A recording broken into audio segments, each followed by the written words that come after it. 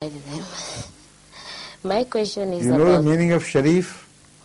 No, sir. Not yet?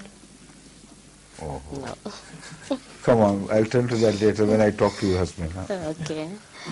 Well, my question is about cousins' marriage. Yeah. Well, there are people who are against cousin marriage. Okay. But even Muslims and doctors approve of this. No, but why are they against? Well, I don't know. I just want you to comment on that. No. Comment you may freely, but if you don't know, then it's a different question altogether.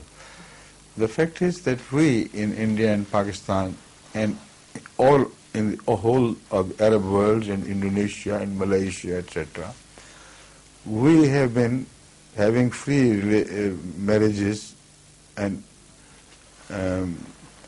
marriages which are promoted by the society within the families, cousins, etc., etc., and we don't find fault at all, any problem with that. In fact, by doing that, we resolve many problems. In Islam, there is segregation of sexes so that the human society is kept under discipline. And no free license is given to any man to,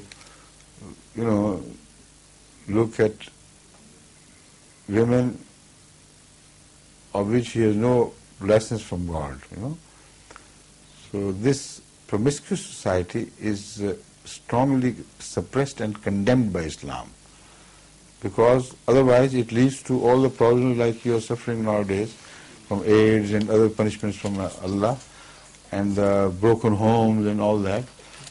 I don't want to develop it further, but you should understand immediately that this free mixing is forbidden in Islam, and the reason why it is forbidden is apparent now.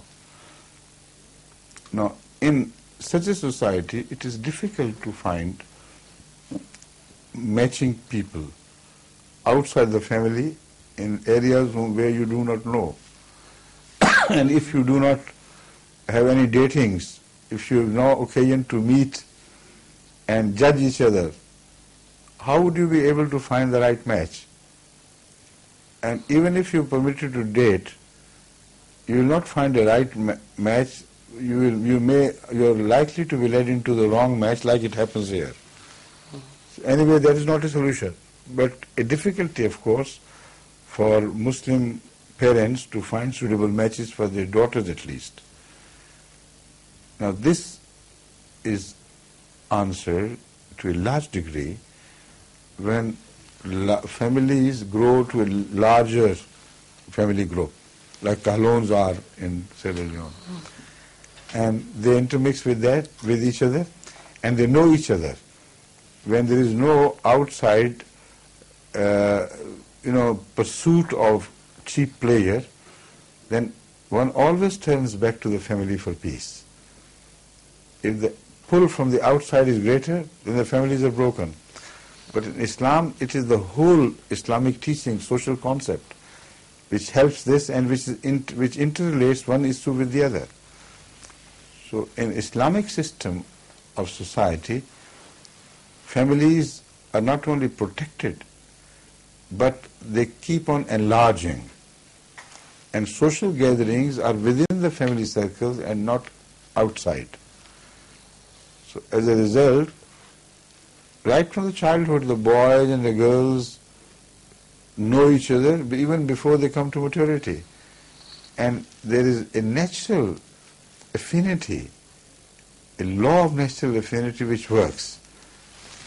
And many a time you notice that the boys and girls who are that high only, they already are attracted towards the other member of the sex, and not on the basis of sexual differences, but just on the basis of natural affinity. And matchmakings are done much before the time of their maturity. This is misunderstood by the Western people, and they think that we marry people, girls and boys, much before they're coming to puberty. It's false. What we do is that we know that they naturally fall together. So So let them secure each other. And the actual marriage takes place much later. So among the family units, the marriages have found to be extremely successful.